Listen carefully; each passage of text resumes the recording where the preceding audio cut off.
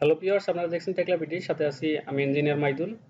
আজকে যে বিষয়টা নিয়ে আলোচনা করব সেটি হলো যে ধরেন আপনি হচ্ছে যে একটা বিম নিলেন, পিবি নিলেন বা যে কোনো আপনি একটা বিম নিলেন, নেওয়ার পরে ওটা অ্যাসেম্বলি ড্রয়িং করার পরে হ্যাঁ ধরেন যে আমরা হচ্ছে যে ওয়েবের হচ্ছে সিঙ্গেল পার্ট ড্রয়িং করব। ওকে, তো এটা করার জন্য ওয়েবে ক্লিক করলাম, ক্লিক করার পরে এই যে ক্রিয়েট সিঙ্গেল পার্ট ভিউস এটাতে ক্লিক করলে আপনার হচ্ছে যে এরকম একটি ওয়েবের ডিটেলস দেখাবে। কেমন?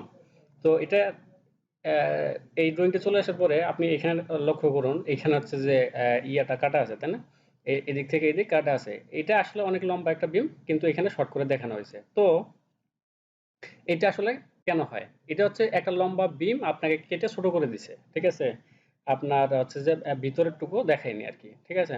আমরা অনেক সময় দেখাই না যে একটা লম্বা বিম হচ্ছে যে মানে আনলিমিটেড এরকম আরো কন্টিনিউয়াস আছে।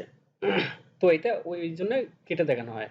তো এটা যদি চান যে আপনার যে টোটাল ওয়েব ভিউটা আছে সেটাই যদি আপনি দেখতে চান, তাহলে আপনাকে যেটা করতে হবে, আপনার হচ্ছে যে এই ড্রয়িং এ ডাবল ক্লিক করতে হবে, লেফট ডাবল ক্লিক করতে হবে।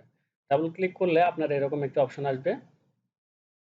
এখান থেকে ভিউ ক্রিয়েশনে যাবেন। এই যে যদি আপনারা দেখতে না পান তাহলে যদি এভাবে দেখায়, এই যে ভিউ ক্রিয়েশন, এখানে যাওয়ার পরে এই এখানে দেখেন ভিউ প্রপার্টি আছে, ঠিক আছে? ভিউ প্রপার্টিজে গেলে আপনার আরেকটা এরকম ডায়ালগ বক্স আসবে।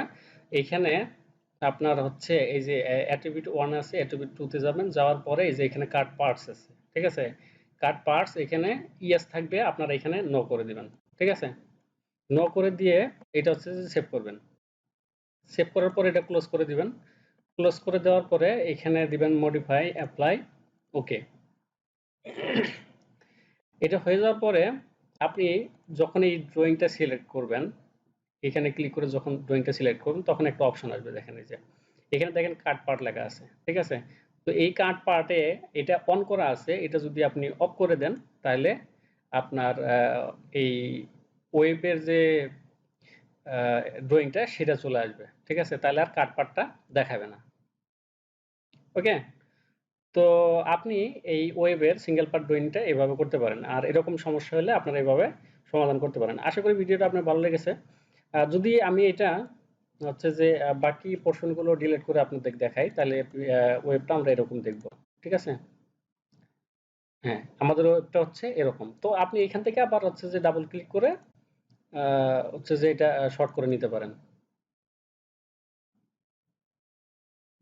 ডাবল ক্লিক করে স্কেলিং করে এটা আপনি শর্ট করে নিতে পারেন।